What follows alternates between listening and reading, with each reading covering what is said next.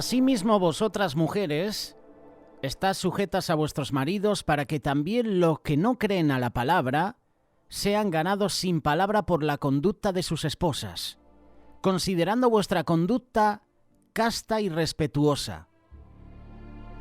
Vuestro atavío no sea el externo de peinados ostentosos, de adornos de oro, de vestidos lujosos, sino el interno, el del corazón, en el incorruptible ornato de un espíritu afable y apacible que es de grande estima delante de Dios.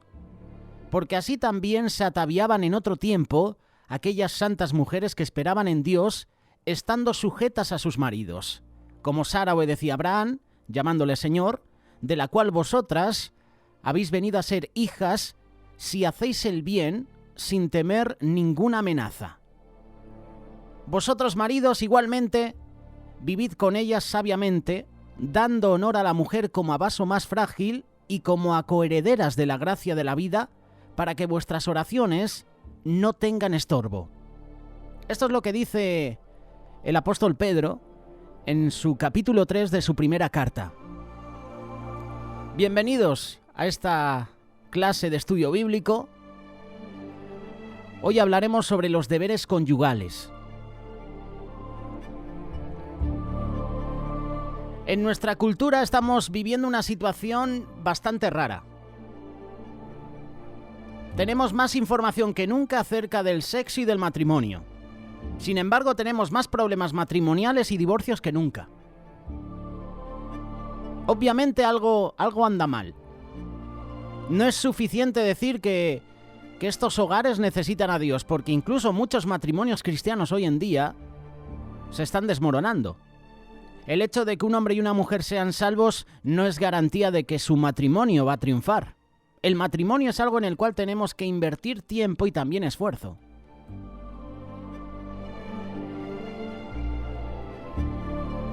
No sé en qué estado puede estar tu matrimonio hoy día, pero lo que sí sé es esto. Si tú sigues el diseño de Dios, tu matrimonio se puede convertir en lo que tú siempre has soñado. Un matrimonio según el diseño de Dios, no un matrimonio como el diseño que ofrece el mundo. No un matrimonio como ofrecen los diferentes gobiernos, que por cierto, la mayoría de los gobiernos últimamente están en el punto de mira, nuevas leyes cada día. ¿Cuál es el secreto? ¿Cómo puedes edificar tu matrimonio para que éste resista las tormentas de la vida? ¿Cómo puedes tener un matrimonio sólido que dure para toda la vida? La respuesta es muy sencilla. Edifica tu matrimonio de acuerdo a los planos que Dios nos da en su palabra. Dios nos ha dado principios necesarios para edificar un matrimonio que pueda resistir en el paso del tiempo. Principios que pueden producir un matrimonio que no solo va a sobrevivir, sino que va a florecer. En nuestro mundo actual hay muchos motivos por los cuales los matrimonios luchan, están en batalla.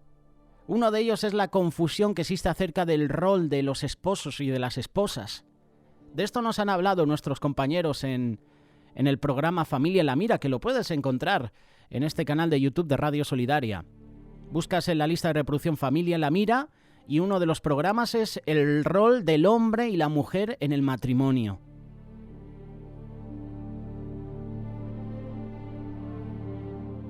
Dios nos da instrucciones bien claras en la Biblia con respecto al rol del esposo y de la esposa. Otro de los motivos por los cuales muchos matrimonios batallan hoy en día es porque vivimos en una cultura que profesa que apenas el matrimonio no parece funcionar, lo primero que te dicen los gobiernos es divórciate. Si no funciona, sal corriendo. Sal corriendo a la Corte de Justicia a pedir tu divorcio. Los esposos y las esposas se dan por vencidos y lo hacen demasiado rápido. Muchas veces nos olvidamos de quién inventó el matrimonio. El matrimonio fue idea de Dios. El matrimonio no es un contrato humano que se puede romper cuando a uno le da la gana. Es un convenio establecido por Dios. Es un convenio supremo, es una relación muy por encima de todas las otras relaciones. Requiere un compromiso total. Y como Dios inventó el matrimonio, Él es la autoridad máxima. Y si hay momentos en tu matrimonio donde las cosas no van bien, no vayas a la Corte Suprema, no vayas a la Corte de Justicia a pedir tu divorcio. Ve al trono del Altísimo, al que puedes solucionar tus problemas matrimoniales. Él es la autoridad máxima, como estamos diciendo. Él sabe mejor que nadie los fundamentos que necesitas para que tu matrimonio funcione, para que tu matrimonio florezca. Hasta puso estos principios en este libro, en la Biblia. Un manual que contiene de todo. La Biblia habla de todo lo que hoy en día estamos viviendo en este mundo. ¿Quieres tener un buen trabajo? Acuda a la Biblia. ¿Quieres dar buen fruto en tu trabajo? Acuda a la Biblia. La Biblia te habla de tantas cosas, de cómo edificar un matrimonio, una vida, de cómo edificar una casa incluso. Te da planos, te da pasos para conquistar, te da planos de todo tipo. Estos fundamentos para que tu matrimonio florezca están en este libro, están en la palabra de Dios. Este manual es la Biblia. Y tú te estarás preguntando, ¿qué sabrá la Biblia de cómo edificar un matrimonio sólido en este siglo XXI? Tú podrás pensar que la Biblia es un libro anticuado y pasado de moda, pero yo te garantizo que no lo es. La Biblia le habla a nuestras vidas hoy en día con una relevancia increíble. Revela los fundamentos del plan de Dios para nuestra vida, para el matrimonio. Da puntos claves para que un matrimonio prospere.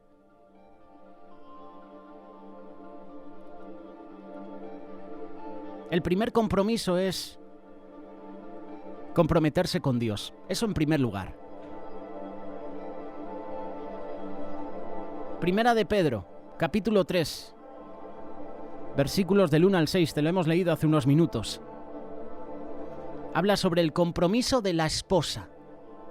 Y no sé si recordáis hace años, año 1981 creo, cuando vimos al príncipe Carlos y a Lady Di.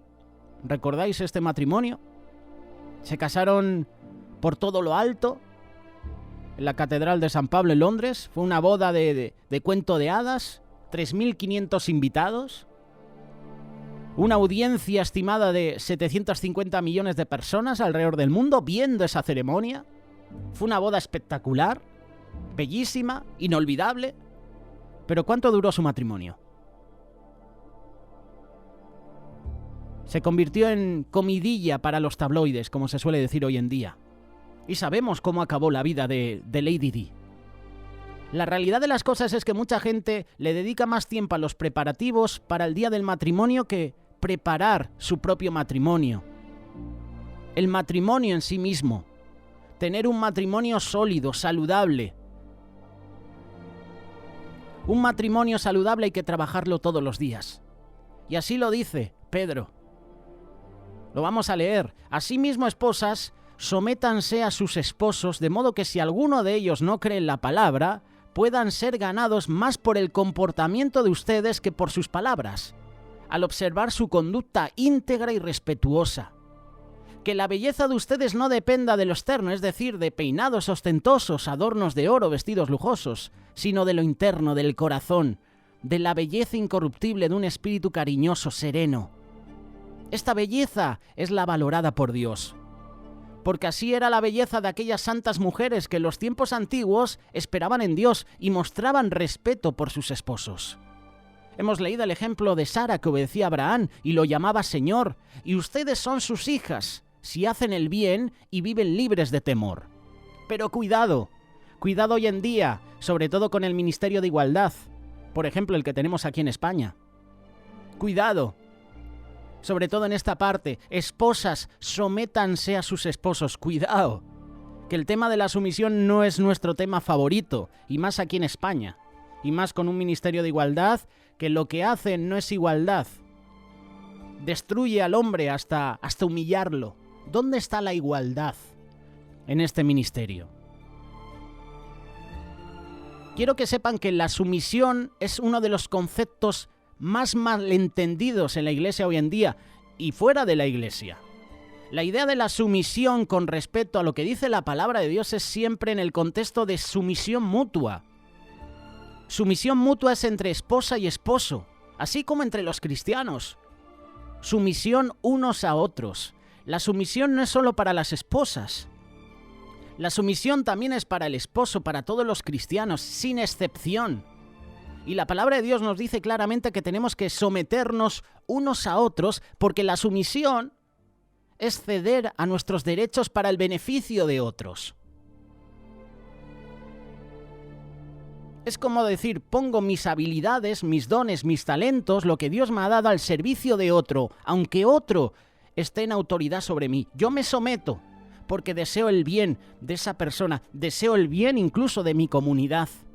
Efesios capítulo 5, verso 21 dice, cultiven entre ustedes la mutua sumisión en el temor de Dios. Y en el matrimonio, la sumisión no comienza con la mujer, comienza con el esposo que amorosamente guía a su esposa. Así como Cristo ama a la iglesia, así los esposos deben de amar a sus esposas. ¿Conoces de algún otro acto de sumisión más increíble en la historia del mundo? Que cuando Cristo se sometió a sí mismo a morir en la cruz por los pecados del mundo. ¿Conoces otro ejemplo, otro acto de sumisión más grande que este? Jesús se negó a sí mismo, negó sus propios derechos y voluntariamente fue a la cruz a pagar nuestros pecados. Esa es la clase de amor que el esposo debe de tener por su esposa. Debe de amarla y guiarla. Cuando un esposo ama a su esposa de esta manera, la respuesta natural de la esposa es de amar y respetar a su esposo. Nosotros también debemos de corresponder a Cristo de la misma forma, por ese amor que nos da. Nosotros amamos a Jesús porque Él nos amó primero. Y nosotros podemos amarlo, podemos adorarlo, podemos seguirlo. Y sí, nos podemos someter a Él porque sabemos que Él nos ama. Tú no te vas a someter a una persona que no te ama, que no te valora, que no te cuida. Hoy en día hay muchas mujeres que tristemente sus esposos no las aman y ellas obedientemente se someten. Y al revés también. Pero claro, no tiene esa repercusión que un hombre se someta a su mujer. En la Biblia hay casos donde el hombre se sometía a su mujer, Jezabel y su esposo Acab. Como decimos hoy en día aquí en España, vaya calzonazos, ¿no? De marido, ¿no? Acab, que estaba sometido a su mujer. Lo que diga mi mujer es lo que cuenta. Cuando un esposo ama a su esposa, abnegadamente, incondicionalmente, sin reservas, como Cristo ama a la iglesia, entonces la esposa puede corresponder en amor, porque ella sabe que es realmente amada. Pero desgraciadamente esta clase de amor no es la predisposición natural del hombre. Y esto está creando tensión en el matrimonio y entre los sexos. Esta tensión tiene sus raíces en el jardín del Edén con Adán y Eva. Por causa de su rebelión pecadora, ellos decidieron hacer las cosas a su manera, en vez de hacerlas a las maneras de Dios. Y como resultado, la maldición del pecado cayó sobre toda la humanidad. Y bueno, ya sabemos la historia, ¿no? Cómo Adán echa la culpa a Eva y a Dios.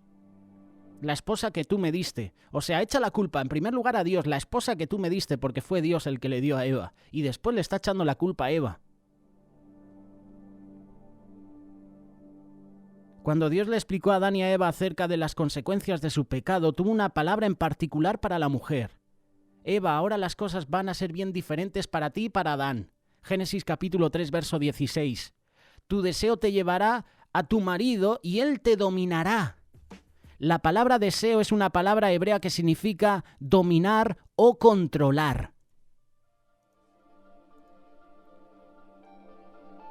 Dios le estaba diciendo a Eva y a toda mujer que viniera después de ella que ahora ella tendría la predisposición egoísta de querer controlar y dominar a su esposo. Y asimismo Adán, debido al egoísmo del pecado que nació en él, ahora tendría el deseo de gobernar y dominar a su esposa.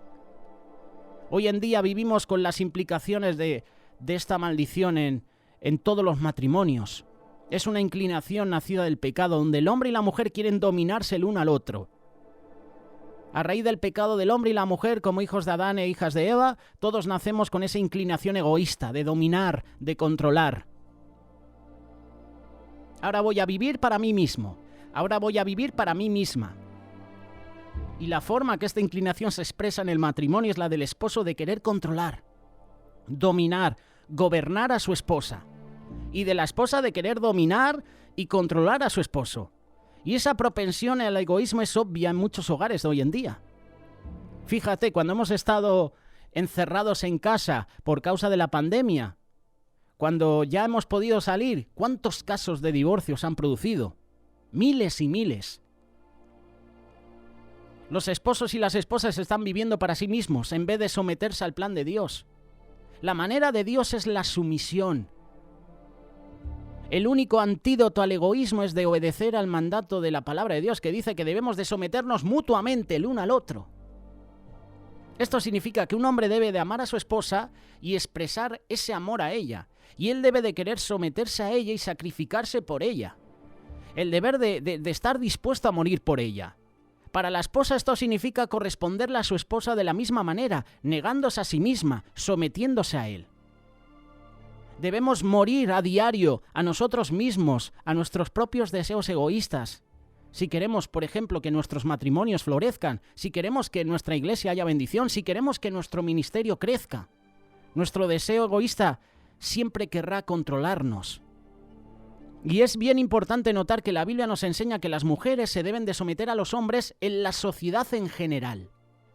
El concepto de la sumisión es siempre en el contexto de la familia. Y en la Biblia vemos que las mujeres fueron jueces, gobernantes, profetas, líderes empresariales. Lo hemos visto, hace poco hemos hablado de Débora, juez de Israel, porque no había un hombre que fuera juez sobre Israel. Y Dios levantó a una mujer. No hay ningún fundamento bíblico que diga que de alguna forma el hombre es superior a la mujer. Así que el problema de la sumisión no tiene nada que ver con superioridad o inferioridad. Tiene que ver todo con el rol y la responsabilidad del esposo y la esposa en su relación matrimonial. La sumisión no sugiere que la mujer se vuelva un felpudo, por ejemplo, ni tampoco sugiere que ella debe ser dominada, controlada por su esposa. Más bien es algo que Dios requiere de ambos, del esposo y de la esposa. Así como nosotros amamos y nos entregamos a Cristo en sumisión, asimismo debemos de someternos el uno al otro. Ahora bien, ¿qué es lo que el esposo necesita de su esposa? Si la sumisión es algo que Dios requiere de ambos, ¿qué puede hacer la esposa para satisfacer las necesidades de su esposo? Un esposo necesita que su esposa le respete, le considere, le honre, que lo prefiera, que note su presencia, que lo estime, que crea en él. Lo que él no necesita es una esposa que le pierda el respeto, que lo insulte, que lo critique, que no la apoye, que no satisfaga sus necesidades. Dios creó a la esposa para ser una ayuda idónea, para que complementara a su esposo.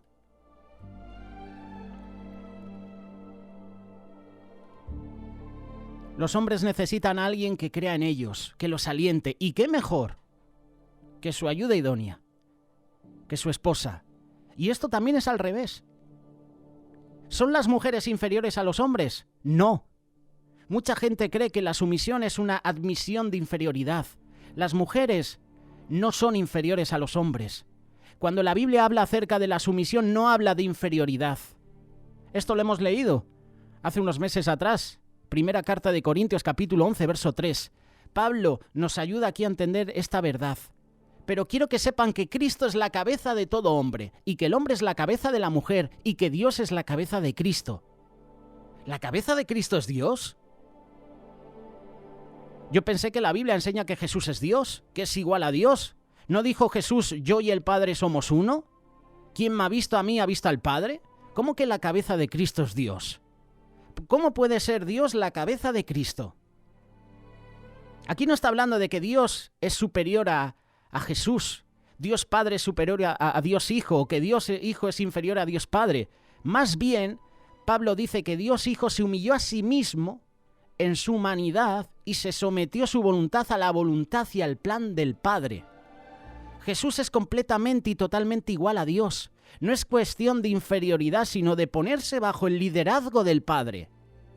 Así que cuando se dice que el hombre es la cabeza de la mujer, como Dios es la cabeza de Cristo, esto no implica o sugiere que la mujer es inferior al hombre, o que el hombre es superior a la mujer, no. Está indicando que la relación dentro del rol y el contexto de un matrimonio cristiano es que la esposa se someta al liderazgo y a la guía de su esposo. Así que si te vas a someter a tu esposo como Dios manda, comienza con una actitud adecuada. No es una actitud que dice me voy a someter a este hombre aunque me muera, no. Más bien teniendo un espíritu alegre, como nos compartían hace unos días nuestras invitadas en tus manos, mujer. Hablando de las mujeres, hablando de esas mujeres como Sara que se sometían a su esposo, Abraham. Yo amo a Dios, yo amo a mi esposo, amo a mi familia y voy a vivir mi vida a la manera de Dios y no a la mía. Esposas, sométanse a sus esposos, de modo que si alguno de ellos no creen en la palabra, puedan ser ganados más por el comportamiento de ustedes que por sus palabras, con el testimonio, con el ejemplo, con el día a día. Y este es un pasaje crítico, y más si nos está escuchando alguna política de igualdad.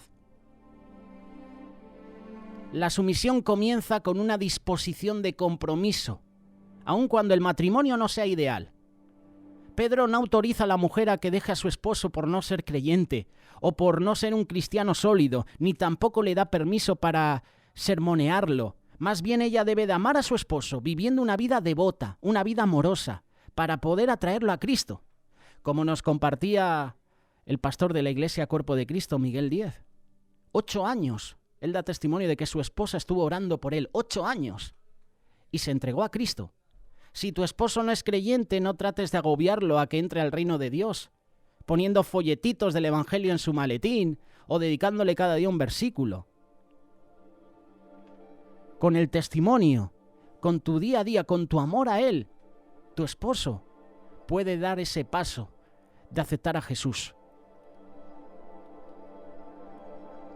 Son el carácter y la conducta de la esposa las que ganarán al esposo, no las discusiones.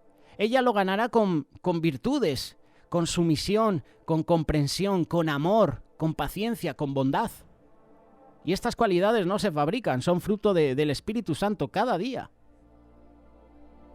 Solo ama a tu esposo, solo ama a tu esposa. Vive para Cristo. Y deja que tu esposo, deja que tu esposa vea la diferencia. Esa diferencia que Jesús está haciendo en tu vida. Y por la gracia de Dios, Él se unirá a ti en la fe. Uno de los grandes ejemplos de una esposa y madre devota en la historia del cristianismo es Mónica, la madre famosa de San Agustín. Dios usó el testimonio, las oraciones de Mónica para ganar tanto a su hijo como a su esposo para Cristo. Y te hemos puesto el ejemplo de Miguel Díez y de Mari Carmen Jiménez. Con tu testimonio, esposo, tú puedes ganar a tu esposa no convertida. Con tu testimonio, esposa, con tu amor a ella, con tu ejemplo, puedes ganar a tu esposo no convertido. Y luego Pedro sigue diciendo, versículo 3, que la belleza de ustedes no dependa de lo externo, es decir, de peinados ostentosos, adornos de oro, vestidos lujosos, sino de lo interno, del corazón. La verdadera sumisión irradia del corazón, se expresa a sí misma. La verdadera sumisión significa que no se concentra en lo exterior. No estoy sugiriendo, y este pasaje tampoco, que una mujer debe descuidar su apariencia física, ¿no? Lo que está estableciendo aquí es un estándar diferente. Una mujer se debe de concentrar en su belleza interior más que en su belleza exterior. Es lo que dice Proverbios capítulo 31, verso 30. La belleza es engañosa y hueca la hermosura, pero la mujer que teme al Señor será alabada.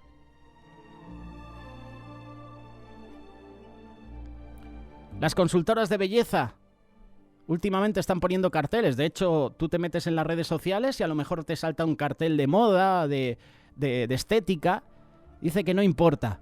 cuán físicamente bella puede ser una mujer en su exterior. Ella nunca lucirá atractiva si está llena de ira, de ansiedad, de depresión o desilusión. ¿Cómo se expresa esta belleza? Se expresa en un espíritu cariñoso, sereno. Eso no significa que ella sea tímida. No tiene nada que ver con ser extrovertida o introvertida. Lo que Pedro recalca es una actitud de gentileza, un deseo de aprender, de escuchar. Esa es una verdadera belleza.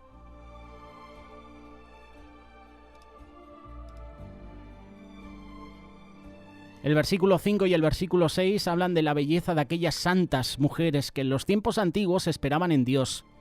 Y pone el ejemplo de Sara, que obedecía a Abraham y lo llamaba Señor. No nos olvidemos de la vida dura que Sara tuvo que soportar como esposa de Abraham. Piensa acerca de las cosas que Sara tuvo que vivir con una perspectiva bien limitada.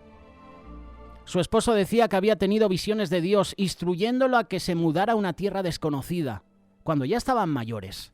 Su esposo convenció a Sara a que fingiera que era su hermana mientras estuvieran en Egipto, donde el faraón tomó a Sara temporalmente como su esposa. Sara siguió el liderazgo de su esposo cuando Abraham le dio a su sobrino Lot la mejor tierra de pastar. Por segunda vez Abraham trató de hacer pasar a Sara como su hermana, y esta vez atrayendo la atención de Abimelec, el rey de Gerar, que quería a Sara como esposa. Sara soportó el casi sacrificio de su único hijo, Isaac, en manos de Abraham, quien decía que Dios le había dado instrucciones de ofrecer a su hijo. Desde la perspectiva de Sara, Abraham parecía impredecible, engañoso, necio, loco, irresponsable. Y en algunos casos la evaluación que Sara hace de su esposo podría haber sido bastante exacta. Sin embargo, Pedro nos dice que Sara obedeció a Abraham. Le llamó Señor, no porque su matrimonio era seguro y perfecto, sino más bien porque su matrimonio era inseguro e imperfecto. Pero era un matrimonio como Dios mandaba.